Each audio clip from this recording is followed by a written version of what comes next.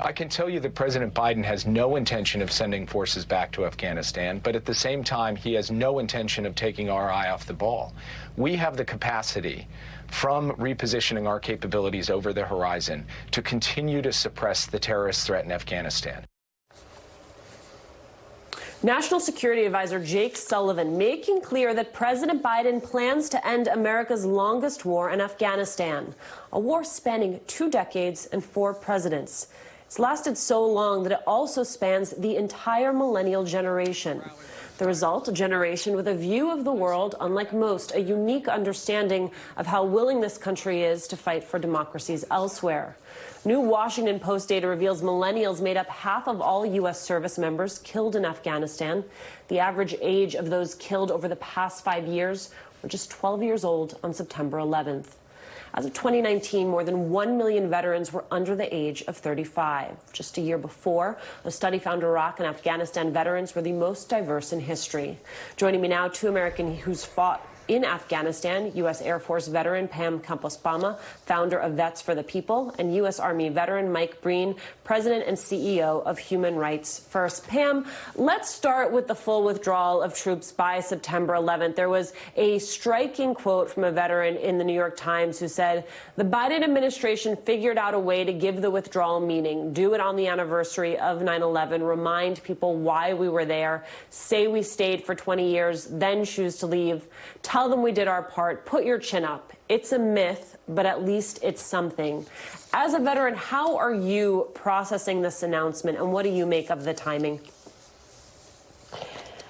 You know, I think the word that comes to mind is somber. Somber because I remember so vividly what it felt like to be told that we were leaving Afghanistan in 2014.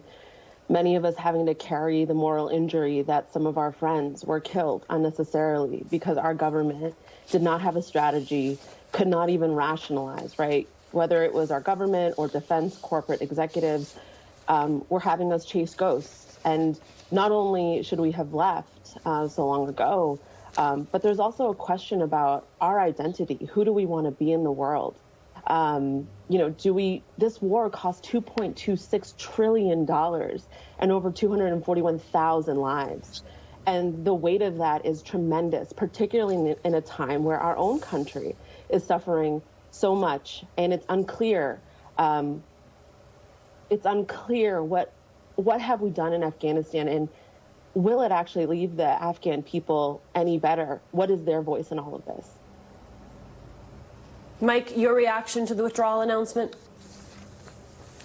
I think I agree with a lot of what Pam has had to say, but I would also say, to me, the most important thing for us to remember right now is that the end of America's war in Afghanistan is not the end of the war in Afghanistan for the Afghan people.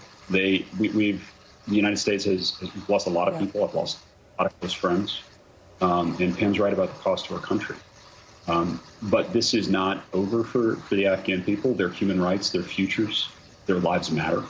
And I think how this is remembered and how we as veterans feel about this for the rest of our lives is going to depend a lot on how we leave. Do we leave with honor? And that hinges, to me, on not abandoning the Afghans who stood with us. There are about 17,000 Afghans who are still in the special immigrant visa program pipeline, waiting for a chance to come to safety, targeted by the Taliban and other terrorist organizations. And we at Human Rights First are strongly advocating that the Biden administration do what we've done in the past, do what we've done with Vietnamese allies in the 70s, with Kurdish Iraqis in the 90s, with others, including refugees from Kosovo, and immediately bring those individuals and their families to a safe location. Guam has been used twice. Fort Dix in New Jersey has been used so that they can be processed safely, and so that we don't see yet more needless death and destruction in the wake of this decision. Pam, I want to play some sound from Biden's announcement on Wednesday regarding the multi-generational aspect of this war. Let's listen. War in Afghanistan was never meant to be a multi-generational undertaking. We were attacked. We went to war with clear goals. We achieved those objectives. Bin Laden is dead, and Al-Qaeda is degraded in Iraq and Afghanistan. And it's time to end the forever war. Pam, what lessons do you hope are learned from this war? Such a big question. But I think ultimately the American people all of us cannot abdicate the responsibility of a war and multiple wars. I mean, we're in multiple engagements currently.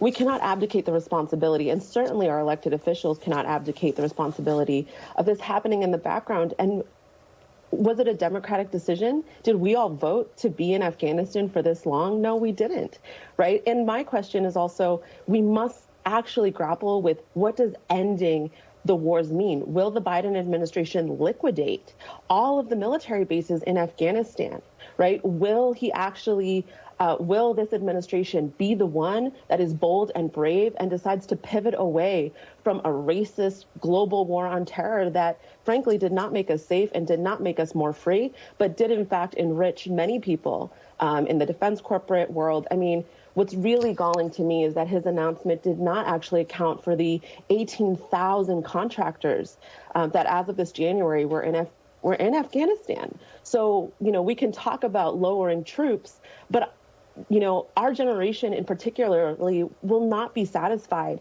with saying we're still going to leave special operations units, the very units that have been burnt out, overused, exploited without any real rationale or grounded strategy from DC. And so I really hope that all of us see that these issues, while they may feel far away, it's paid with our tax dollars, with the lives of our daughters and sons. And it's time for us to also push this administration. When they say end the forever wars, it should mean ending a reckless foreign policy that has not made us safer.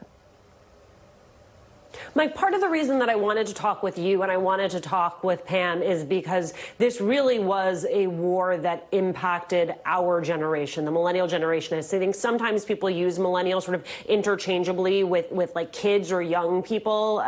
In reality, this is a generation that came of age in the wake of September 11th. What happened in Iraq, what happened in Afghanistan, it shaped our view of America's place in the world. And so as someone who thinks a lot about foreign policy, as someone who thinks about use of force, I wonder, when you step back, I mean, we're talking about generationally the largest voting bloc in America. How has this shaped the way that we see America's role on the world stage? Well, I think, yeah, I mean, think it's what, oh, go ahead, Mike. I think it's humbling. I think I mean, as you say, Alicia, this war in many ways, and the war in Iraq, defined my adult life. I was in senior year of college when 9/11 happened. I was a brand new ROTC graduate, second lieutenant, when I invaded Iraq, having spoken against the war and written against the war as a college student. I was in my early 20s when I led a platoon in Afghanistan. One of the guys I served with went back there and was killed 7 years later. I remember standing with old friends in Arlington and saying goodbye to him after he gave his life 7 years after we served together. When we served together in Afghanistan, the war was already longer than the Second World War then. That was 9 years ago. This war is our lives. We've done refugee work associated with it. We've done advocacy work associated with it. We've done organizing work associated with it. We as a country, I think, have to learn some lessons. One of them is that a war-based response to problems like terrorism is not effective.